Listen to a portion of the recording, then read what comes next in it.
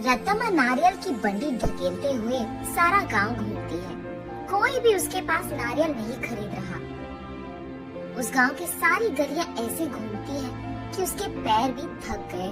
का बेटा, माँ भूख लग रहा है माँ, ऐसे पूछने पर उसे रोना आ जाता है और रत्तमा को पता नहीं चलता कि वो क्या करे। तब वो एक जगह उसकी बंडी रोककर एक नारियल काटकर, आज के लिए खाकर अपना पेट भर लो बेटा, कल अच्छा खाना खिलाऊंगी, ऐसे कहकर अपने बेटे को देखते हुए अपने जीवन को कोसती है। मगर वो दोष किसको मानेगी, रत्तमा को समझ में नहीं आता। एक समय में रत्तमा बाकी गांव वालों की तरह ही छोटे मोटे कूली का काम करती थी, लेकिन उसे लगता है कि उसे उसका मेहनत का फल नहीं मिल रहा। इसी दुख में वो दिन गुजारती थी। कुछ ही दिन पहले रत्तमा का पति पी पीकर मर गया। घर के सारे पैसे वो अपने दारू में लगा दिया और घर में एक फूटी कौड़ी भी नहीं है। इसीलिए रत्तमा को क्या करे ये पता नहीं चल रहा था और उसे इसी बात का डर था कि वो अपने बेटे को कैसे पढ़ाएगी। एक दिन वो अपने घर के बरामदे में बैठकर यही सोचती रहती है कि वो पैसे कैसे कमाएगी। तभी फैसला करती है कि वो एक छोटा सा व्यापार करेगी। इसी सोच में वो जब सर उठाकर ऊपर देखती है, उसके घर के ठीक सामने मौजूद एक नारियल का पेड़ उसे नजर आता है। तब वो फैसला करती है कि वो नारियल बेचेगी। उसके फैसले के अनुसार ही वो अगले दिन उस गांव के जंक्शन के बीच में नारियल का एक छोटा सा बंडी लगाती है। लेकिन तब तक उसी जंक्शन पे दो और ऐसे व्यापारी थे जो नारियल बेच रहे थे। उन दोनों की वजह से रत्तमा का व्यापार ठीक से नहीं चलता है। इसी कारण 2-3 दिनों से रत्तमा की बंडी से सिर्फ 2 या 3 नारियल ही बिके थे। बाकी सारे पैसे के वैसे ही रह गए। ये देख निराश होकर रत्तमा ये फैसला करती है कि अगर वो गांव की सारी गलियां घूमकर बेचने की कोशिश करेगी तो कम से कम कुछ तो बिक जाएंगे। तब जाकर वो ऐसे गलियों में घूमती रही। आंखों में से निकल रहे आंसू को पोंछकर वो बस अपनी किस्मत को कोसकर घर जाने ही लगती है कि बीच रास्ते में उसे एक पाठशाला नजर आती है। उस पाठशाला के बच्चे वहाँ बेच रहे स्नैक्स को देख उस दुकान के चारों ओर घेर कर उनको खरीदने लगते हैं।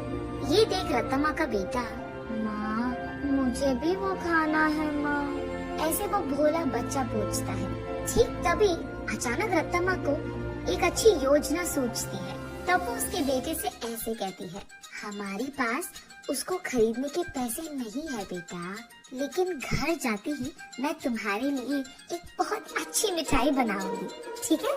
चलो हम अभी घर चले जाएंगे। घर आते ही बचे नारियल में से कुछ ही को काटकर उनसे कुछ मिठाइयाँ बनाती है और उन मिठाइयों को अगले ही दिन उस पाठशाला के पास बेचने लगती है। उस दिन तक किसी ने भी नारियल से बनाए हुए मिठाई को वहाँ पे नहीं बेचा था, इसीलिए पाठशाला में मौजूद सारे बच्चे एक ही बार में वहाँ आकर सारी मिठाइयाँ खरीद लेते हैं। बस रत्तमा की खुशी का कोई सीमा नहीं। घर जाते ही वो नारियलों से दूसरी तरह की मिठाई बनकर अगले ही दिन वहाँ आकर उसे बेचती है। पिछले दिन की तरह ही बच्चे वहाँ आकर सारी मिठाइयों को खरीद लेते हैं, लेकिन कुछ बच्चे ऐसे पूछते हैं, आंटी कल जैसे मिठाई नहीं है क्या? कल लेके आऊंगा बेटा।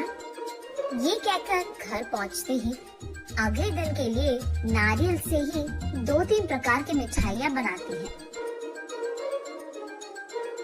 तीसरे दिन भी सारी मिठाइयाँ बिक जाती है।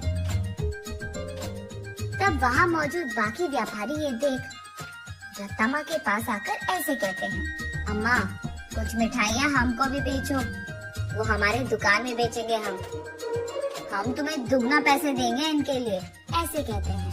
ये सुनकर रत्तमा इस बार ज्यादा मात्रा में मिठाइयों को बनाकर अगले दिन वहाँ के व्यापारियों को बेचती है दुगने गुना में। बच्चे सारे पाठशाला के बच्चों को हमेशा की तरह बेचती है। ये देख बच्चे सारे वापस रत्तमा के पास ही मिठाइयाँ खरीदते हैं। ये देख बाकी व्यापारी रत्तमा से ऐसे कहते हैं, तुम अगर ऐसे ही हमारे बगल में दुकान लगाकर वही मिठाइयाँ कम दाम में बेचोगे तो हमारा धंधा कैसे चलेगा मैम? अगर तुम्हें बेचना है तो हमारे ही दाम पे बेचना होगा। तब रत्तम्मा,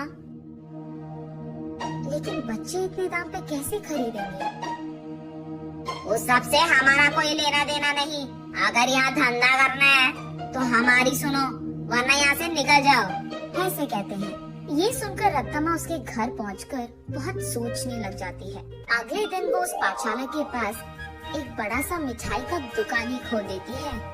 उसमें सिर्फ नारियल से बनाई हुई मिठाइयाँ ही बेचती है। अब रत्तम्मा को किसी से कोई लड़ाई करने की जरूरत नहीं पड़ेगी। दूसरी तरफ रत्तम्मा की तरह नारियल से मिठाई बनाकर बेचने वाला उस गांव में और कोई नहीं था। अब इस कारण रत्तम्मा के मिठाई का दुकान सिर्फ बच्चे ही नहीं बल्कि सारा गांव जाता था।